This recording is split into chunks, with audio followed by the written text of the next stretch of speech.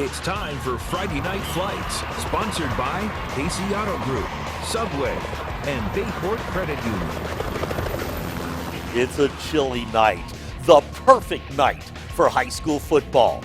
But with 3 regular season games left, the heat is on as teams vie for playoff spots. So, who are the schools that have legitimate hopes to win state championships? Welcome to another big week of high school football on Friday Night Flights. I'm Bruce Rader, and we begin tonight with one of the favorites to win the Division 5 state title.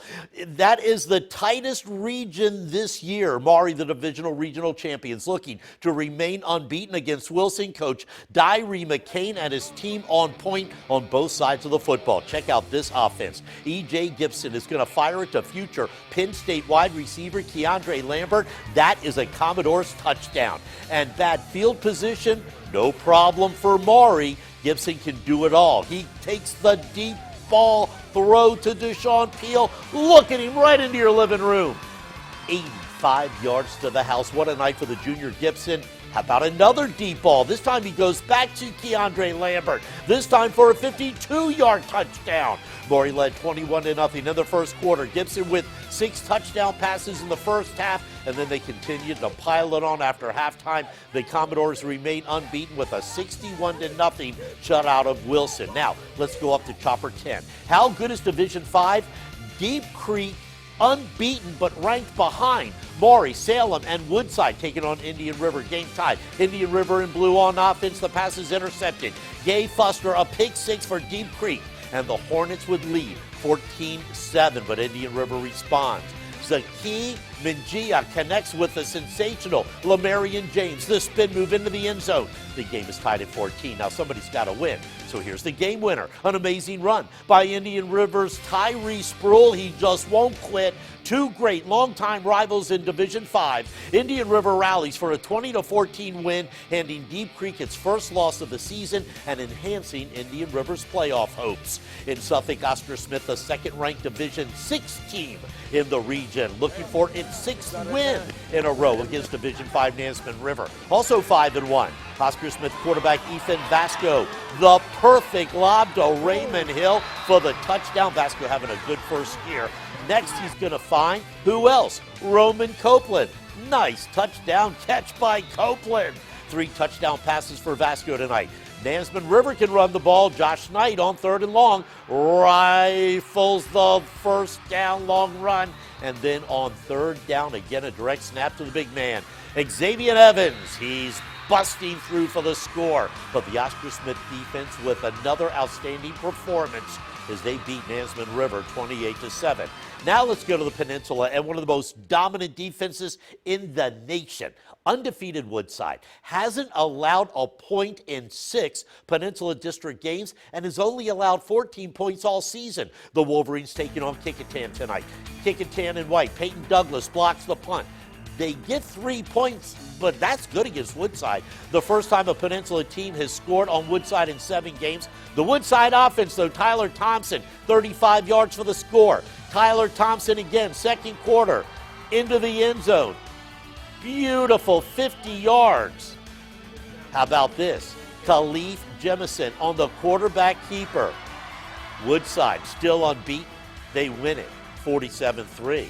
In Hampton, Class 3 Phoebus with a 5-game winning streak taking on Class 4 Warwick. That put together a 3-game winning streak itself. 4th quarter, Phoebus already up 17-0. Chris Daniels to Jalen White. He gets the stop short on the goal, but White gets the ball again, and this time he scores on the 5-yard run. Phoebus will win with a shutout, 23-0, snapping the Raiders' 3-game winning streak. Let's go back up to Chopper 10. Look at that sunset. Lake Taylor, fresh off its 57-56 come-from-behind win over Norcom last week at home against 6-1 Churchland. Churchland in white, deep in its own territory. Lake Taylor's Dallas Sproul with the sack in the end zone for the safety. Now, Churchland is 6-1. They're pretty good this year. Kenny Gallup, we've heard his name a lot on Friday Night Flights, and you've heard me say this too. Kenny gallops his way for a 65-yard touchdown. We're going to be seeing that in the top 10 plays of the week Tuesday on Fox 43. Truckers still trail 9-7. It's like a baseball score. Lake Taylor scores. Jackery Page into the end zone. A lot of points from here on out. You know, you can't have Friday night flights without seeing Malik Newton score. Every college in the country wants the Lake Taylor running back. Tonight, Newton, another 200-yard game, 3 touchdowns. Lake Taylor, 37-24.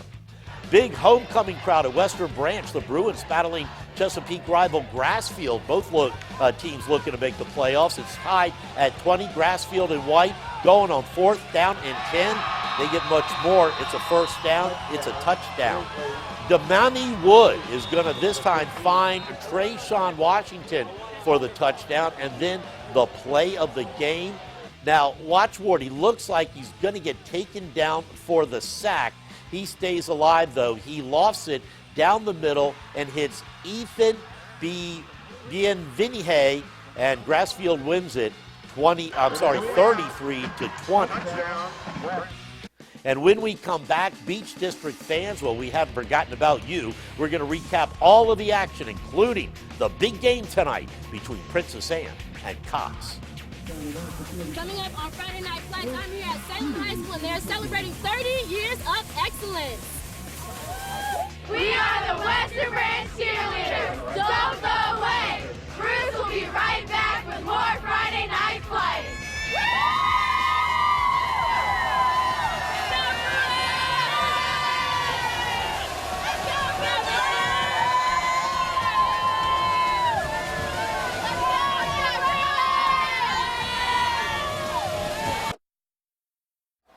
In Virginia Beach, a good one between two playoff contenders. Homecoming at Princess Anne, Cavaliers hosting Cox.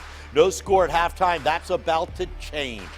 Sean Chapman takes the pitch inside, turns on the Jets, 25-yard touchdown. Falcons would answer. Kendall Spriggins loads up, goes deep. Izzy Etoots wide open, 50 yards, ties the game. Cavs would respond. Michael Newell airs it out to Zykir Brown, 46-yard score, 14-6 PA, under a minute to go in the game. Cox with one last chance.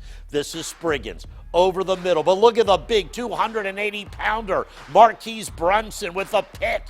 That's going to ice it for Princess Anne as the Cavaliers take down Cox 14-6. Now, the Salem Sun Devils have had their way in the Beach District this year, just steamrolling their way to a perfect record and trying for their first Beach District title in 8 years. Now tonight, trying to dethrone the former Kings of the Beach, Ocean Lakes. It was homecoming for the Sun Devils, and they made it clear there's a new king in town.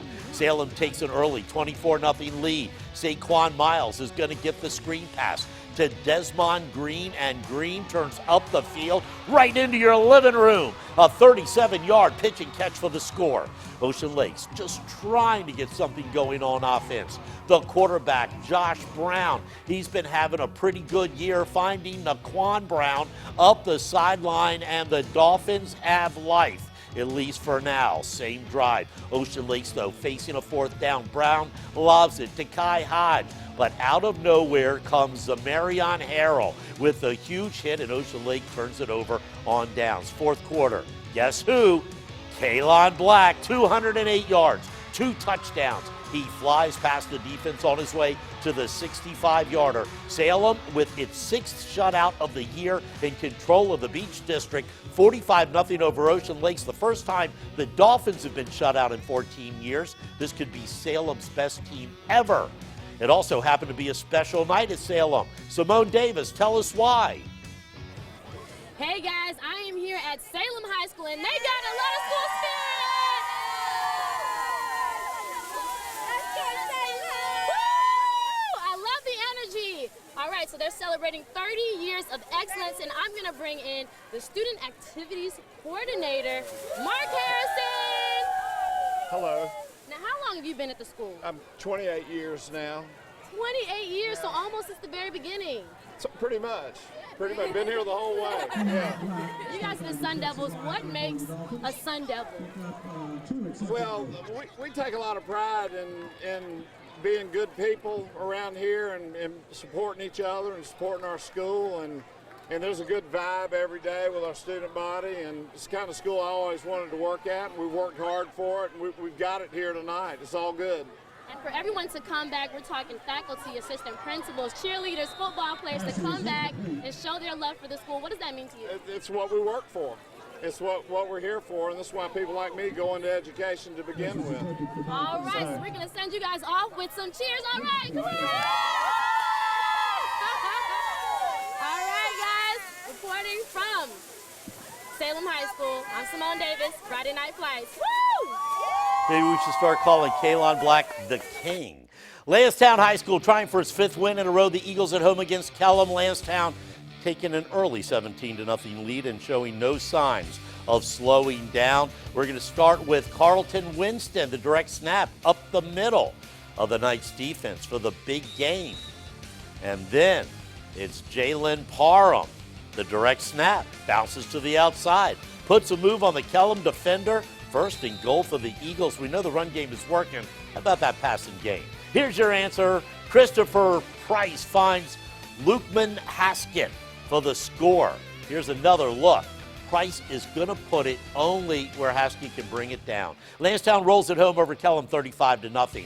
A matchup between a pair of 3-3 teams. Bayside had Green Run. Playoff implications on the line here. Green Run in blue, the X-Man. Xavier Miles Kemp finds his fellow senior, Dytron Walker, for the big gain. Green Run going to the air early and often. Miles Kemp over the middle to Tyon Holloway. Touchdown. Stallions coach Brandon Williams hoping that his team can hang on to the lead. I think, what about that, coach? Bayside going to the ground game. Big run by Arion Williams, a close one down to the wire. Green Run wins by 5, and that really improves the Stallions' odds of making the postseason. While Bayside's playoff chances, they take a hit, but the Marlins are still alive.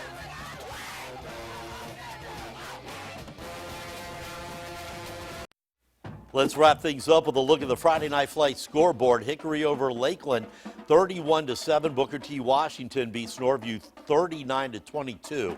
And here's a couple of interesting scores. Gloucester, the Dukes defeat Hampton 20-12. That's a big win for Gloucester. And how about Great Bridge? The Wildcats over Kings Fork 40-36 in a shootout. Grafton loses to New Kent. York shuts out Jamestown 28-0.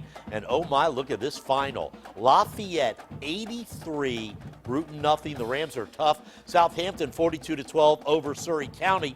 Games last night, War Hill beat Poquoson 50-19. Tab knocked off Smithfield 49-22. So we move into the final couple of weeks of the high school football regular season. 8 teams in each region advances to the playoffs. Which teams will advance? Which teams will go home for the winner? Join me next week for Friday Night Flights. Have a great weekend, everybody. Good night.